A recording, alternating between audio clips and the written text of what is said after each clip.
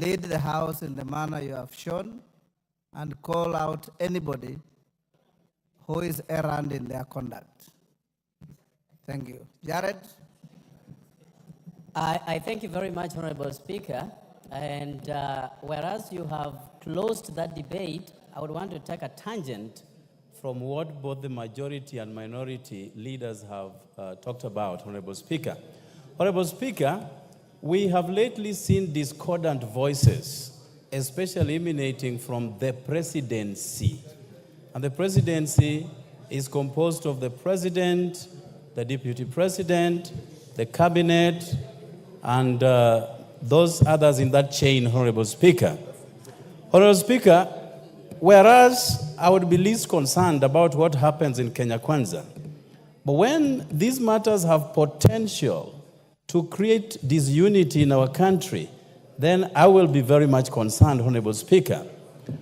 In Bungoma, where you played a very good host to the most successful Madaraka days ever in this country, I did realize, Honorable Speaker, that 40 minutes later, when the president had sat down, the deputy president showed up.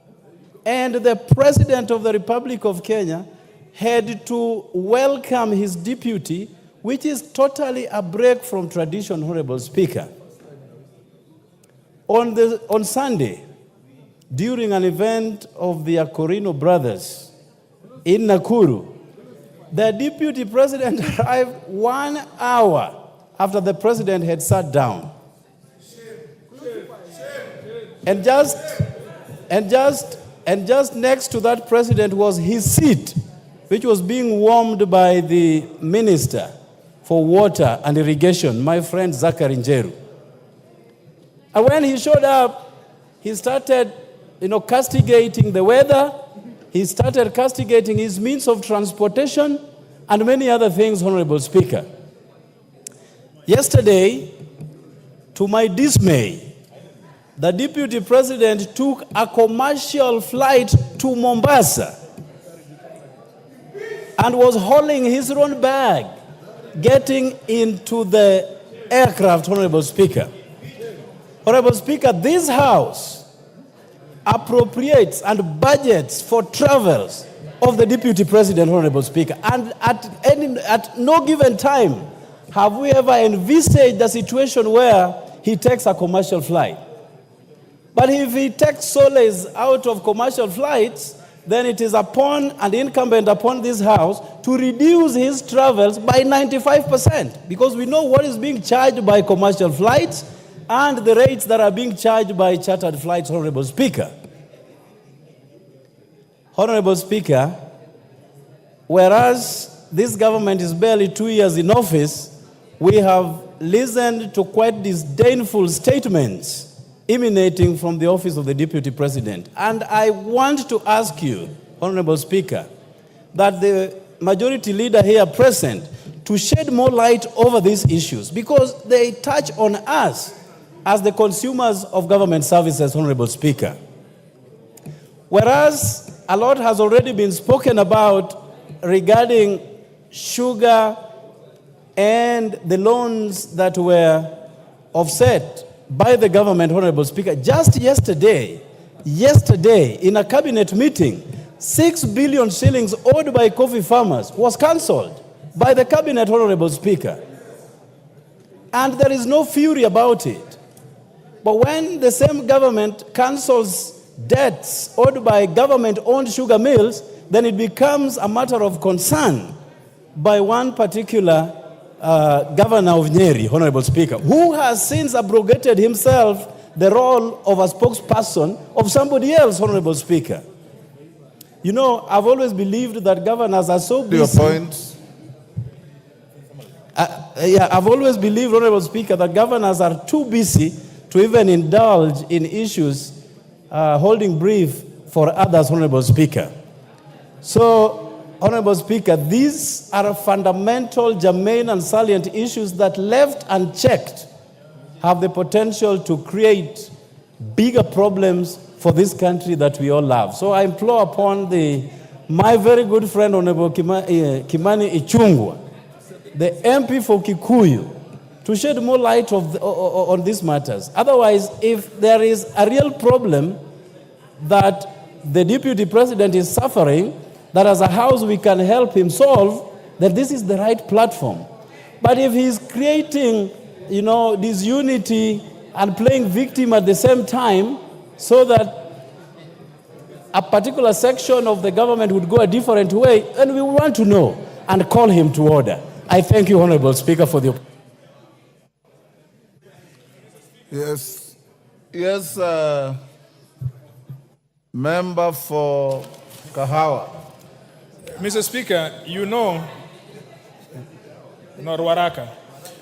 Mr. Speaker, in as much as this is music to my ear, but we are slowly digressing from the business of the House. I have heard names being made here.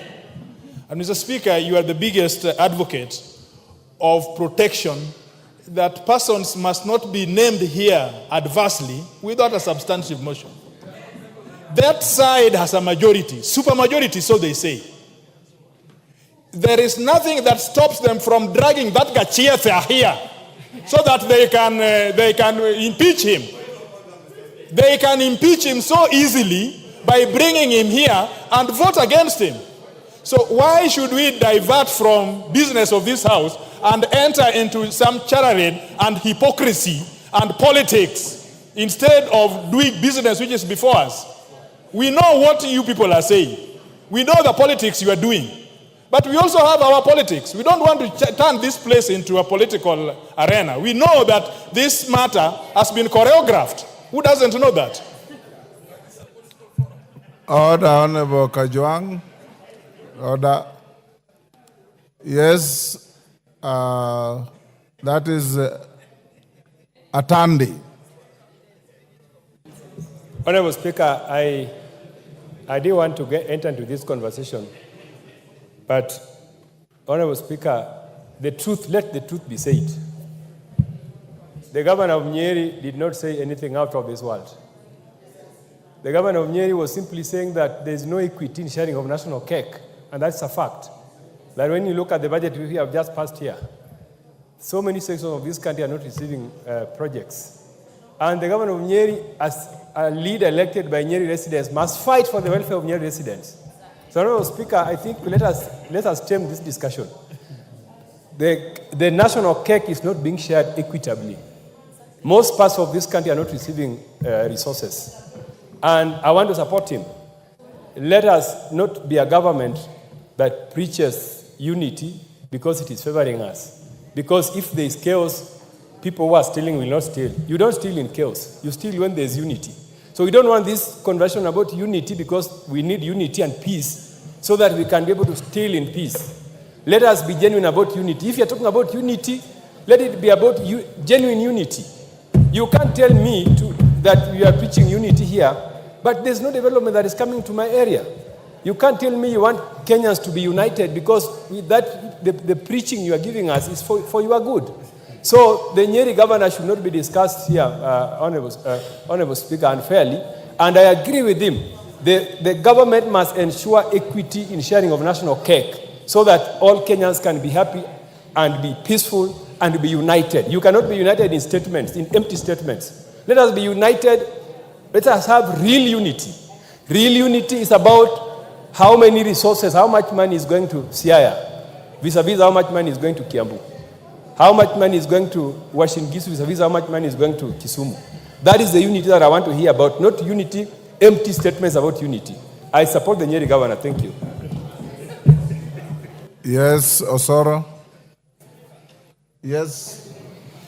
Thank you very much, Honorable Speaker. Honorable Speaker, what is happening today, or in the recent past, started like a joke from what many considered as mere statements by very top leaders of this country.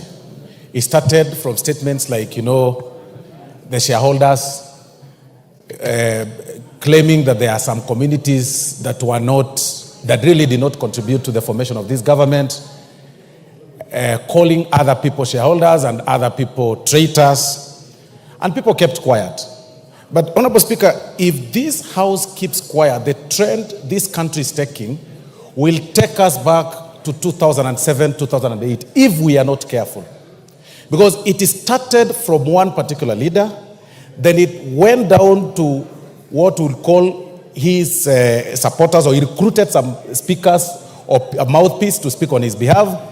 And the recent utterances, Honorable Speaker, really shocked the nation, where somebody is questioning on the division of the national cake, how it should actually be shared, that it should be shared on how people voted. I mean, this is shocking. What he did say is that if we go by that formula that he was proposing, then he should also propose that a certain section of people or a region should then not pay taxes. They should also not contribute to the national cake in terms of paying of taxes. That is exactly what the governor of Nyeri meant. And that is extremely selfish, being extremely selfish. But more important, Honorable Speaker, to what Honorable Okello has raised, yesterday was a bit embarrassing. This House passed last year's budget, 2023-2024, and they allocated funds to every arm of government. The executive got their vote, and in particular, the presidency got a budget to help them run their affairs. Every member of this House and even members of public know very well that each office is well equipped with a team of people, with a team that helps people that move around, the executive, members of the executive to move around, like His Excellency the Deputy President. It was a shame, Honorable Speaker, to see His Excellency the Deputy President moving around, carrying a bag, in as much as one wants to pull some PR stunts, and I say this, Honorable Speaker, with tremendous respect. We should question, it is about time we question the members of staff that work with His Excellency the Deputy President. Where were they when he was carrying the bag? Where were they when they were taking pictures, and some of them, of course, standing behind him as he pulled the bag, which looked very empty, Honorable Speaker. And I think it must have been bought from the airport, Honorable Speaker. Because in as much as we appreciate the fact that... Order, Honorable Soro. I think what Jared Okello asked was legitimate. But let's not digress into discussing the conduct of the person, of the Deputy President. Jared Okello asked whether, and I saw it in the reason I allowed him to ask that, seek that statement from the majority leader, is that the person of the Deputy President of this country is a responsibility of everybody. His movement to any part of the country has security implications. How he travels, who he travels with, where he goes, has security implications. So I saw it in the context that it is not a matter that is normal to see our Deputy President towing a bag on the air side to the aircraft, because you have appropriated resources to facilitate the work of the office of the presidency. That is how I understood Okello's concern. And Okello was seeking the majority leader to assure the country whether this is something subnormal or this is something that is near normal, or somebody is saying is the new normal, but in security terms, it is not normal. And that's what I expect the majority leader to tell this House. So anybody who seeks to speak to this can only confine yourself within that context. If you start discussing the personal conduct of the Deputy President, I will not allow you. Yes, KJ. What's your point of order? Mr. Speaker, I was seeking to find out if the leader, the whip is in order, and you have guided so well, Mr. Speaker, on the points that we have to confine ourselves into. But the whip was also deviating into even taking a mickey on very serious professions, Mr. Speaker. He's talking about the Deputy Speaker taking a PR show to the runway. And I would like for the whip to understand that PR as a practice in itself is a very respectable profession. But most importantly, you also got to understand, Mr. Speaker, and I have to put this straight, that the Deputy President is on record saying that he is a product of the drama festival. He has acted on stage, in plays, even at the University of Nairobi, Mr. Speaker. So if he decides to put up a play, it is not the place of the whip to call him out on putting up a PR show, Mr. Speaker. Mr. Speaker, the Deputy President is very serious about supporting the talents in this country. Only a few days ago, Mr. Speaker, the Deputy President was there for the launch of the Bahati show, Mr. Speaker.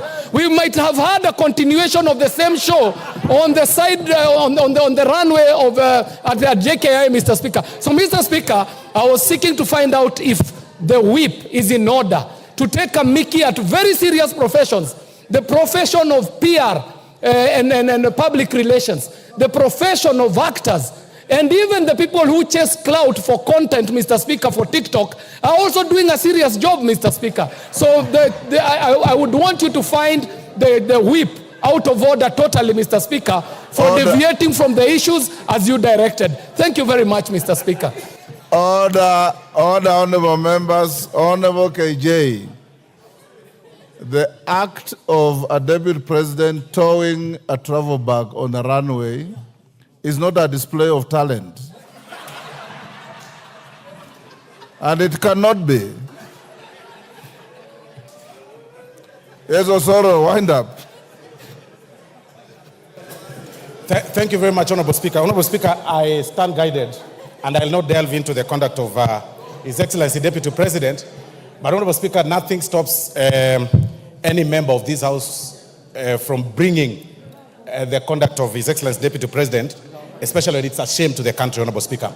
But if it's a reality show, as Honorable KJ has said, then I think it's important for us to appreciate him and say reality shows pay, and the young people have also shown that clearly reality shows are paying. And in fact, people are saying even TikTok pays. And the very first time I saw that video, Honorable Speaker, His Excellency Deputy President towing the bag was actually on TikTok. Honorable members, reduce your consultations. Wind up. Thank you, Honorable Speaker. So generally, Honorable Speaker, what I'm saying is that members, any public officer, any public servant, Honorable Speaker, right from the top, His Excellency the President, downwards, to all those people that have been given the privilege to serve in this country, should be careful on the utterances they make and their conduct in public. And it's at this point sometimes, Honorable Speaker, that we ask whether clearly NCIC is operational. Because at this point, we should be seeing the governor for Nyeri being summoned and questioned for his utterances against a certain community and profiling some communities as lesser human beings, Honorable Speaker. And we should also be seeing, the people raising questions on Chapter 6 of the conduct of even some members, senior members of the executive, on how they carry themselves in public. But to also applaud the Deputy President, Honorable Speaker, and appreciate him for deciding to spend less, and use a commercial flight to Mombasa. That is now what we want. That is how we move around. That he is able now to pay. Zamzam, wind up. Asante sana Mheshimiwa Spika. Na mimi nataka nielezee wabunge wenzangu mambo yanayotendeka si mambo ya kucheka.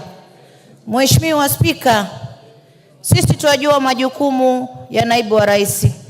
Na hata kama leo pengine Mheshimiwa Spika wewe pia ungefanywa hivyo, tungesimama hapa kuweza kukutetea, kwa sababu kuna bajeti ambayo imewekwa na tumemwona mara kadhaa akilalamika kuwa ndege imemwacha, ameambiwa sijui kuna hivi na vile. Kwa hiyo kuna shida katika taifa letu, na mimi naomba ikiwezekana Mheshimiwa Rais na Mheshimiwa Naibu wa Rais waweze kukaa chini, haya matatizo yaishe, kwa sababu Kenya ni yetu sisi sote. Na hata alivyoongea yule governor wa kule Nyeri, amezungumza makosa, kwa sababu ugavi wa rasilimali unafaa uende sawa katika taifa nzima, Mheshimiwa Spika. Na kama alikuwa anataka kutetea pengine naibu wa rais, asingetumia matamshi yale, kwa sababu yanazidi kuleta sintofahamu. Kama ile mashini ya miwa kule, ilikuwa ni haki wao kupewa fidia kuweza kuregesha ule mtambo wa miwa, Mheshimiwa Spika.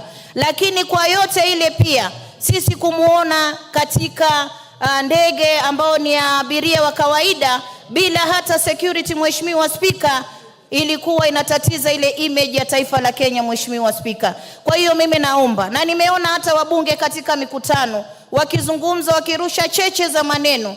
Wakati huu Wakenya wana matatizo, bidhaa zinapanda juu. Inafaa wakati huu tuwe tunaongea juu ya finance bill, Mheshimiwa Spika, lakini tetesi ambazo zinakuja katika taifa hili wakati huu ni vipi deputy president anatembea, naibu wa rais ametembea na begi, sijui imekuwa vipi. Kama kuna matatizo, mimi naomba hasa wale ambao wako upande wa mrengo ule, sisi tulizoea matatizo yetu, manake tulipigwa mkatucheka na sasa kimewaramba. Lakini yote tisa, muweze kukaa chini, muweze kutatua matatizo yenu. Hata mkimshika leo spika wa bunge hili, kwa vile yuko mrengo ule, nione mtu anamletea na ile haki zake za kimsingi anapokonywa, kama mama Zamza, mtasimama nitazungumza, kwa sababu akipatikana yeye leo, kesho mwingine atafanziwa hivyo. Tumeona hata kule kwa rais aliyostaafu kumetokea pia tetesi. Mambo haya yanafaa yakae chini, kila mmoja apate haki yake, na tuangalie sasa maslahi ya Wakenya. Asante sana Mheshimiwa Spika.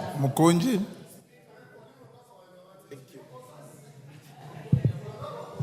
Honorable Speaker, I want to weigh on this issue, and I want to be very careful.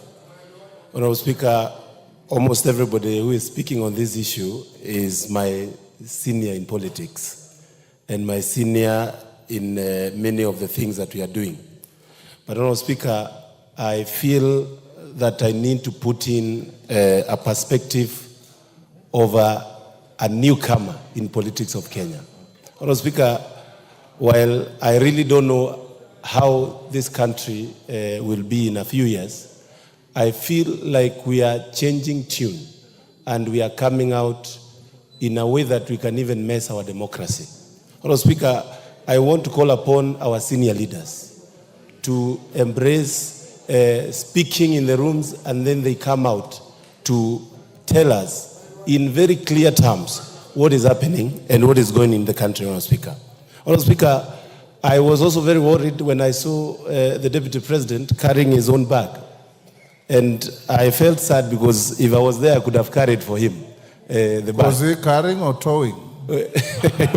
He was carrying the bag, Honorable Speaker. And it looked like a bag that wouldn't fit even in the carrier side of the plane.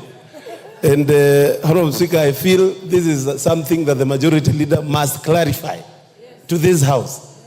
Why would we have the Deputy President carrying a bag in a commercial flight?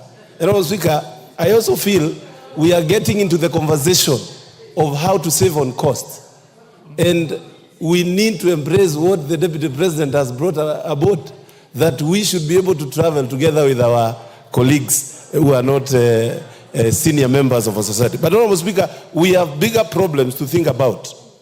And Honorable Speaker, I want to say that in our community, Embu, right now we are reeling with a lot of poverty because of the ban of Mogoka, Honorable Speaker.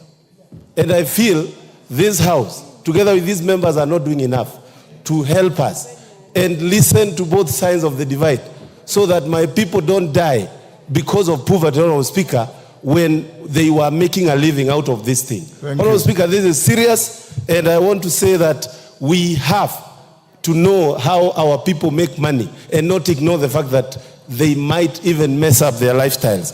Honorable Speaker, while I'm finishing, I also want to say that reading the standing orders, I'm happy with your guidance that we should not, without a substantive motion, speak about characters of our senior leaders, especially leaders in the caliber of the Deputy President and the President. So we are still learning on how to handle these things, but I would really urge, even us here as members of Parliament, especially from this government side, we need to even have a kamukunji and speak and guide our leaders if they are not guiding us right. And that will really help us as we move on And I hope the majority leader has heard me. Thank you, Honorable Speaker. Junet? Yes. Mr. Speaker, this matter that has been raised by Honorable Jared is really a matter of national importance, because we are dealing with the offices of the President and the Deputy President. The Presidency. Office of the Presidency is saying, Wanjala, the MP for Budalangi. Mr. Speaker, yesterday I watched in the social media the Deputy President carrying a bag in the streets of Jomo Kenyatta. What struck me, Mr. Speaker, in that episode, as somebody who has traveled a lot, is the kind of bag the Deputy President was carrying. That one really struck me. That kind of bag is not for the Deputy President. That bag is for something else. Another thing that struck me in that episode is what was the content of that bag, because the Deputy President could not even give it to his bodyguard. He had to hold it himself in person, Mr. Speaker. What could have contained in that bag, Mr. Speaker? I don't know whether a committee of this parliament can get to know for us what is the content of that bag that you cannot even trust with Ngunjiri Wambugu was behind him, that he hold for me this bag, Mr. Speaker. I don't know whether Mr. Speaker, those are the two things that struck me in yesterday's episode, political. But having said that, Mr. Speaker, why are we discussing this matter here? The only place that can hold the presidency accountable is Parliament, Mr. Speaker. They are held accountable here, constitutionally. You know, Mr. Speaker, you can hold somebody accountable in the sense that if it is your responsibility to dismiss him from the job he has, then you are the only one who can hold him accountable. It is a clear provision in the Constitution that this is the house that can remove anybody who occupies those offices, Mr. Speaker, and you are a senior lawyer.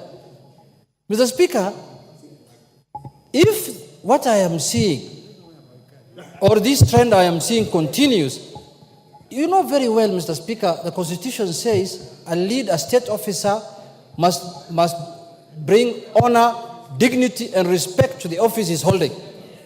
Mr. Speaker, you cannot demean the office you are holding and you expect to attract dignity and respect. Mr. Speaker, let's call a spade a spade. If you want to politic, that is fine. If you want to go and talk in a church, in a public burial place, that is fine. But not to the extent of demeaning the office of the Deputy President. Even the office of Member of Parliament cannot be demeaned, Mr. Speaker. When some of our colleagues misbehave, we take offense. When some of our colleagues here go to burials and behave in a manner that is unbecoming, a manner that a Member of Parliament should not behave, we take offense. We say, no, we talk to them, don't behave that way. As a whip, I guide them in my office. You can't behave like this. I don't know whether the executive has a whip. The whip of the executive now must come in. I don't know whether it is the majority leader who is the whip of the executive. But a majority leader, if somebody is not interested in any job, there are Kenyans who are interested in that job. Why don't you do something? We are here to execute it. There are many Kenyans who can perform. Men and women. And many Kenyans, men and women of high standard and caliber. Including, no, I don't qualify because I'm not from Kenya Kwanza. But anybody else is qualified. Mr. Speaker, you know, Mr. Speaker, the deputy presidency is a very, very critical office. In our neighboring country, the president today who's running that country was a deputy president. She was a deputy president of President Magufuli. And today she's a president of the Republic of Tanzania. So that tells you how important that office. That is not the kind of office that can be occupied by somebody who's pulling a trolley in the corridors of Jomo Kenyatta Airport. It's not possible. So, Mr. Speaker, why we are talking as a parliament, because it is here that we discuss matters of concern to the people. And surely, Deputy President pulling a trolley is of matters of concern to the public. The discussion here is, why did he use the Kenya Airways, the public transport? That is neither here nor there. The issue is pulling a trolley. The issue here is, are we as a country having the presidency, giving the presidency the kind of respect that it deserves, Mr. Speaker? And I'm not absolving blame from anybody. Anybody who has not done his work, he can be held accountable. But Mr. Speaker, let me conclude by saying this. Mr. Speaker, people take these offices casually. And somebody thinks that if I become a deputy president, I cannot be held accountable by anybody. A member of parliament will hold you accountable. And the Constitution has given him that provision to hold you accountable. Any member of parliament, by the way, it doesn't matter whether you're Kenya Kwanza or Azimio, any member of parliament can hold you accountable for actions and anything that you speak. I don't want to digress because the speaker has told let's concentrate on the context.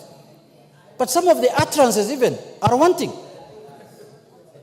So, Mr. Speaker, personally as a member of parliament, and you know, some of us, we might not have become deputy presidents, or we may not occupy high offices, but now we are senior members of the country because some of those people, we have served more terms of parliament than them. They know that. I have been in this parliament more than those people. They know themselves. I don't want to mention names. I am now serving the third term, and people came here one term and sijui jua ilitoka wapi kabulika hawa sasa hawa ni namna hiyo tu, na sisi bado tumebaki tu kama kuku hapa ndani ya town. So, Mr. Speaker, I want to say this, that let us respect the offices we are holding. If you have grievances, deal with your grievances in a manner that befits the office you are holding, and don't bring shame to the country. Don't bring shame to our country. And when you want to divide the country and you want to separate people, nobody will accept that. Nobody will allow that.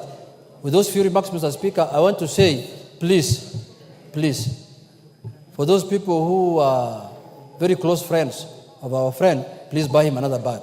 That bag cannot go on. If next trip, I want to see a better bag. KJ, please. Thank you very much. Majority Leader, you've heard the concerns of members. Wanjala, what is it? I've given the Majority Leader an opportunity to tell the House the concerns of members, and I want to repeat. Sit down, Wanjala. The conduct of the Deputy President of the Republic of Kenya is not under discussion here. The issue raised by Jared Okello was very clear. The office of the Deputy President, the whole of the office, as Junet, I think Junetta summarized it very well. Now we want the leader of government business in the House, the Majority Leader, to assure the House and the country that the dignity of the office of the Deputy President is not at stake, and more importantly, that the Deputy President is provided with resources to discharge his duties and responsibilities in a manner that brings honor and dignity to the office. Majority Leader. Thank you, Honorable Speaker. Honorable Speaker, allow me to, as you have guided, restrict myself to the issues that were raised by the Honorable Jared Okello, without delving much into the issues of whether this was a reality TV show or acting and drama. Honorable Speaker, to confirm to the House and to the country that both the President, the Deputy President, and also the Prime Cabinet Secretary, all Cabinet Secretaries, and indeed, even members of Parliament are well and adequately provided for in terms of budgetary allocations, including budgetary allocations for travel and staffing in all our respective offices. And Honorable Speaker, the Honorable Jared Okello will bear me witness that last week, only last week on Thursday, Honorable Speaker, we did pass the supplementary appropriations bill, and also we are in the process now of finalizing the appropriations bill of the 2024-2025 financial year. And if any Kenyan looks into the books of accounts of the national government, you will realize that the office of the Deputy President is very well resourced. And indeed, Honorable Speaker, maybe it's good to just put it into perspective because the Honorable Jared Okello has raised the issue. And there are issues that touch on, as you have guided, on the budget of the office of the Deputy President or the presidency, issues that touch on security of the person of the Deputy President and that of the President, And also, Honorable Speaker, what the Honorable Junet has referred to as the honor and dignity that comes with the offices that we all hold, not just the President and Deputy President, but even us as members of Parliament. And Honorable Speaker, in confirming that there are adequate resources, including resources for air transportation, Honorable Speaker, both for fixed airwing, aircraft, for helicopters, and even if the Deputy President opted to travel by sea, there are adequate resources for him to travel by sea, by SGR, or even by coast bus to any other bus, Honorable Speaker. And let me also say, Honorable Speaker, it is not unusual, because I don't know why anybody would think it's unusual for the Deputy President to travel with our national carrier, Kenya Airways. Honorable Speaker, I have witnessed holders of that office in the person of William Ruto, our current president, used not just Kenya Airways. In fact, last week when he traveled to South Korea, he took a commercial airliner to South Korea to and fro. The only difference is that he never posed for any photograph anywhere. I have also witnessed when he was deputy president, William Ruto traveled not just on Kenya Airways, but used jumbo jets to Mombasa, to Eldoret. He has used Skyward and Renegade, and the other, not 540, there's another airline that Air Safari Link to Masai Mara. And therefore, it is not unusual. I think the only unusual thing that happened yesterday, Honorable Speaker, and maybe that may have gotten the attention of the Honorable Jared Okello, was the Deputy President towing a bag, a new bag, brand new bag, as the Honorable Junet says, that could not even fit into the compartments in the aeroplane, towing the bag and posing for a photograph. But unfortunately, I think, Honorable Speaker, on matters touching on security, the Deputy President was also very well secured yesterday, and I can confirm that to the country. He had with him not less than 19 bodyguards, 14 of whom he was to travel with on that aircraft. Therefore, he had no problems with people to carry his bags. Let nobody think that the Deputy President had problems on people to carry his bags. He had not less than 3 photographers to take the photographs, Honorable Speaker. Majority. Yes, Junet, what's the point of order? Mr. Speaker, I wish to ask the majority leader whether he's correctly saying that a plane that was to carry 60 people, 14 were supposed to be bodyguards of the Deputy President in that plane. Can you tell the Parliament in broad daylight that 14 were members of his security detail out of 60 members, a third of the plane, and cameramen and the other things? Honorable Speaker, the information I have, the Deputy President did not just appear for the photograph. The Deputy President was driven to the airside with his full security detail, including the presidential guards that guard him from the Wrecker Squad. They were there with him. There were adequate, not less than 14 officers traveling with him on that plane, including photographers, security men, bloggers, protocol people, including the former MP for Nyeri, who I hear is a chief blogger in that office now, Honorable Speaker. Therefore, Honorable Speaker, I was just making the point that the Deputy President was not short of staff and personnel to carry his bags, including photographers who are taking those photos, Honorable Speaker, and therefore his security was not in question at all. Two, Honorable Speaker, in terms of the dignity and honor that comes with that office, Honorable Speaker, I think the Deputy President had this flight paid for by the government of Kenya using taxpayers' money. And to give his office the honor and dignity, those who are keen observers did observe he was seated on seat 1A of that flight. The chief blogger in his office, the former member for Nyeri, was seated on seat 2A, That's in the business class, Honorable Speaker. And others, including his security officers, I think 2 are seated in the business class with him, and many others were seated in the economic compartment. And therefore, let me assure the country that the Deputy President within that flight was very safe. There is nothing unusual in him taking commercial flights.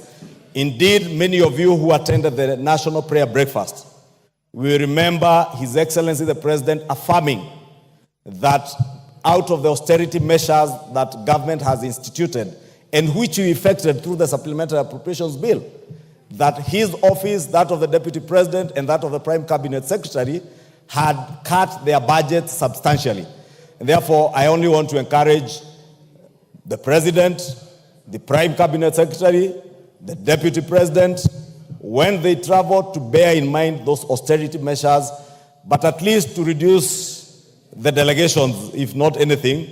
I am certain nothing would happen to you when you are up there in the skies. Therefore, 1 or 2 security officers might be adequate.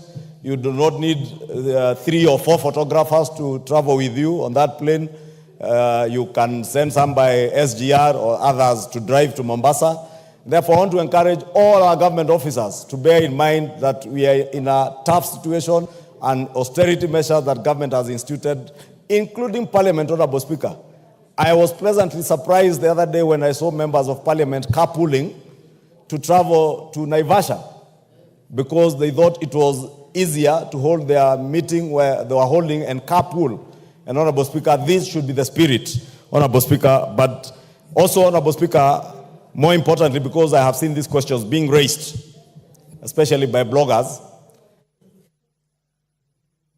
is the Deputy President entitled to use of military aircraft? Honorable Speaker, I did engage the Cabinet Secretary for Defense. And indeed, I have asked, Honorable Speaker, so that we may put this matter to rest, I will be writing to the Cabinet Secretary for Defense to appear before this House in plenary that only the President and the First Lady, the President as Commander-in-Chief, since we don't have a Deputy Commander-in-Chief, has access to military aircraft.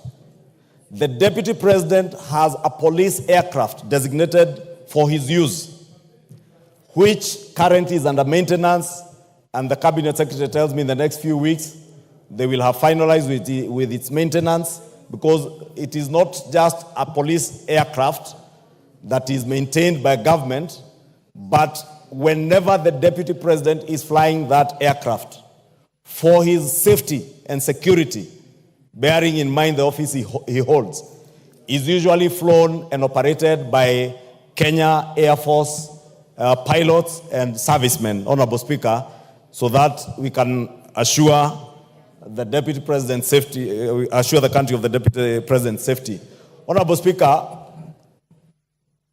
when the Kenya Kwanza government took over, I am also informed, Honorable Speaker, our defense forces would occasionally allow senior government officers to use their aircrafts at times on request.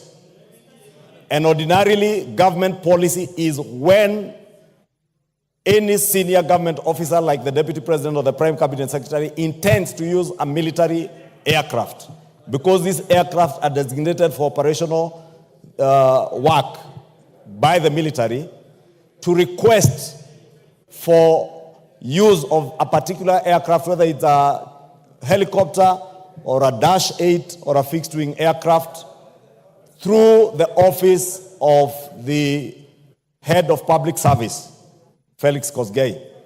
Honorable Speaker, let me put it on record because I have checked those facts. The day that the Honorable Okello refers to on Madaraka Day, the office of the Deputy President never, because I would not know why he decided to get late. Because either way, you could also choose, like the Honorable Speaker chose, to go and spend the night in Bungoma or in Kisumu and be near the function, or wake up early like many of us did to travel. The same with the incident that the Honorable Jared Okello speaks to this Sunday in Nakuru at the Akorino Church.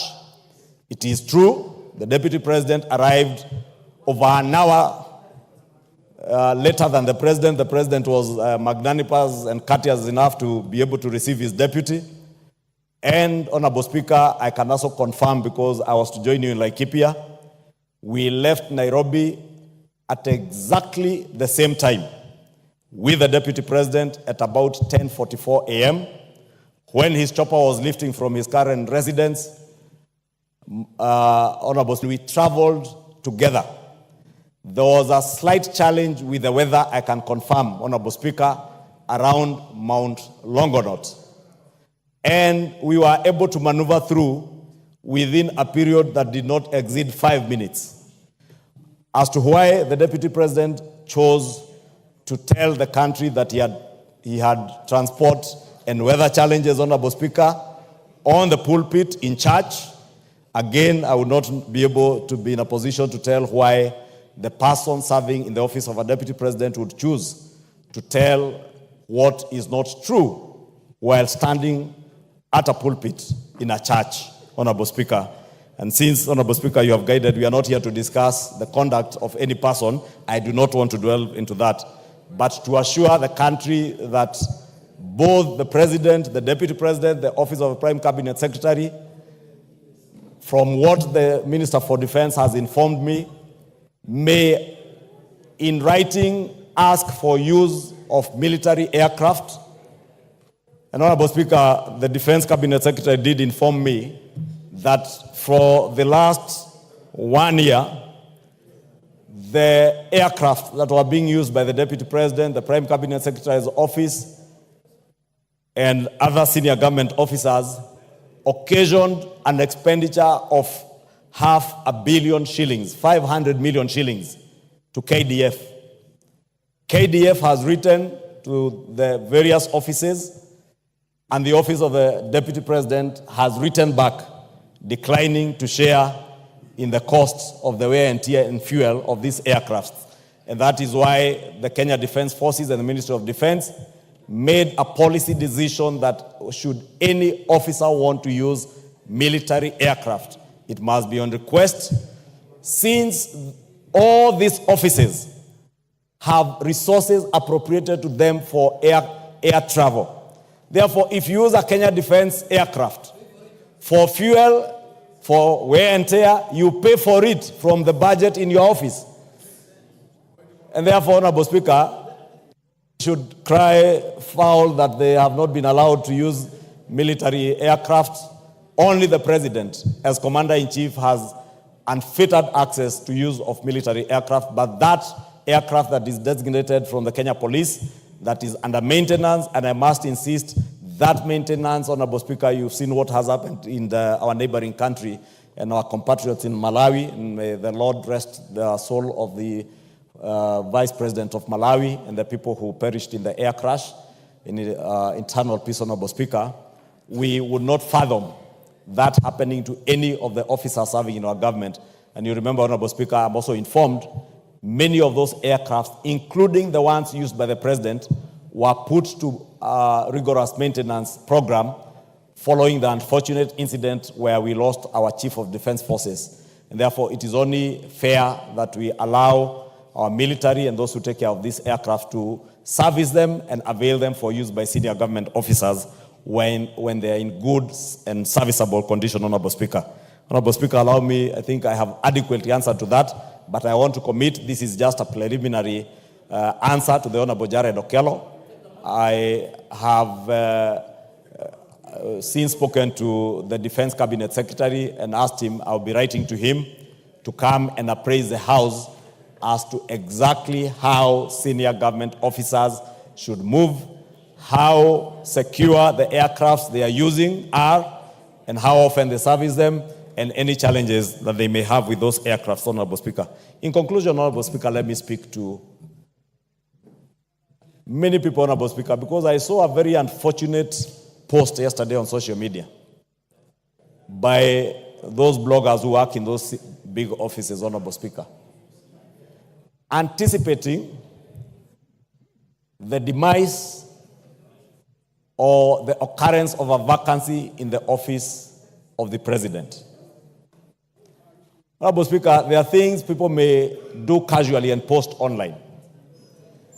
And I remember, Honorable Speaker, when my predecessor, the Honorable Charles Jonjo, was Attorney General and Minister for Constitutional Affairs, he made it treasonable to even imagine the death of a president. We are not in that age, Honorable Speaker. But it's unfortunate that bloggers who work for senior officers of this government can post write-ups on social media, either wishing, anticipating, or praying for the occasioning of a vacancy in the office of the president, and purporting that the deputy president is only an inch away from the presidency should anything happen to the president. Honorable Speaker, these are things we may take lightly.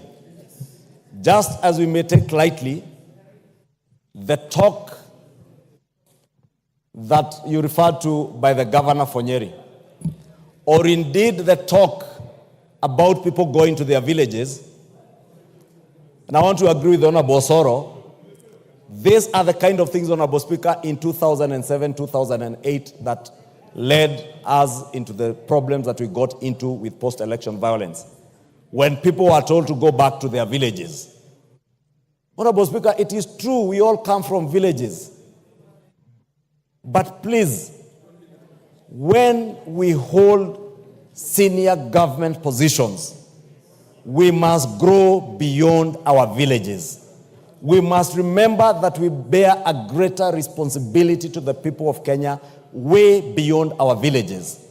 And whatever words we utter out of our mouths, Honorable Speaker, must be words that unite the people of Kenya, not those that create divisions. Because if you create division, Honorable Speaker, you are bringing dishonor. And, Honorable Speaker, dealing a big blow to the dignity that the office you hold would have, Honorable Speaker. Lastly, as I said, Honorable Speaker, over the weekend elsewhere, respect is earned. Respect is earned. Honorable Speaker, there are members of parliament here who have suffered. Members of parliament from Nyeri will tell you how much they have suffered. The women rep for Baringo County, if she had an opportunity, Honorable Speaker, she would tell you the unpalatable words that have been used to describe her. Honorable Speaker, and I said, let us earn our respect as leaders. If I demand respect, let me respect the member of parliament for Baringo County. Let me respect the members of parliament from Nyeri. Let me respect the members of parliament from Mount Kenya and across the country. Who do you want to inform? Madenge. Yeah? Majority wind up. Thank you, Honorable Speaker. Order, Madenge, take your seat. No, the member for Nyeri, I think, had me mentioning how much they have suffered. Honorable Speaker, maybe I would allow him 1 minute to inform me. He wanted to inform you. Do you want information? I would oblige him to inform me. 1 minute, Madenge. Thank you, Honorable Speaker. Honorable Speaker, I speak on behalf of the 6 elected members of parliament in Nyeri County. And this also includes both the senator and the women rep. We have really suffered intimidation and blackmail. And it is imperative that as elected leaders, we be allowed the space to execute the mandate that the ordinary people in Nyeri gave us when they voted for us. It is not possible that the people of Nyeri voted for us so that we can follow an individual when that individual goes dancing, drinking moratina, and eating nyama choma. It is not possible. And it's not even in Nyeri. It is in, the dancing is happening in Honorable Kejori's constituency. We want to speak from the floor of this house and inform the country that respect is two-way. You cannot disrespect us in other constituencies and expect us to maintain the respect that we have accorded you for the last 2 years. Respect is earned. It is not demanded. It is not coerced. You've made it is your not information. Enforced. Thank you, Honorable Speaker. Wind up. Wind up, Majority Thank you, Honorable Speaker. Allow me to end up, Honorable Speaker, by just saying, Honorable Speaker, just as the Honorable DMM has said, that as national leaders, let us earn our respect. Let us not demean other leaders. Let us not coerce. Let us not intimidate other leaders. And more importantly, Honorable Speaker, let us not seek to blackmail anybody, whether it's members of parliament, whether it's government institutions, or any other officer serving in government, Honorable Speaker. In conclusion, Honorable Speaker, as leader of majority, I have said it elsewhere, and I will repeat it on this floor, Honorable Speaker. I will never, for the time the Almighty God will give me the opportunity to serve in the office of leader of majority, allow anybody to demean any member of parliament, whether you are in the minority, in the majority, whether you come from the same village with somebody or not. I will never sit back, and I will protect the rights of all members of parliament as their leader and as a leader in this house, Honorable Speaker, because in doing so, I believe I am protecting the dignity of not only this house, Honorable Speaker, and individual members, but the dignity and honor of the people who have elected these members of parliament. With those many remarks, Honorable Speaker, I may commit that I will be writing to the Cabinet Secretary of Defense to answer more substantially to the issues raised by the Honorable Jared Okello. Thank you. As you do so, the Honorable Minority Leader has requested me to give him a minute on this, and he will be the very last. And take into account what he will say in what you intend to... Thank you, Honorable Speaker. I really didn't want to speak to this, but I think it is my duty to raise my voice on such a weighty matter. Honorable Speaker, let me start by saying that it is not in our place as a Azimio coalition in the House. It's not part of our responsibility to meddle in the affairs of the executive or to attempt to provide solutions to the executive. But Honorable Speaker, as I said earlier on, there can only be one government for the Republic of Kenya at any one given time.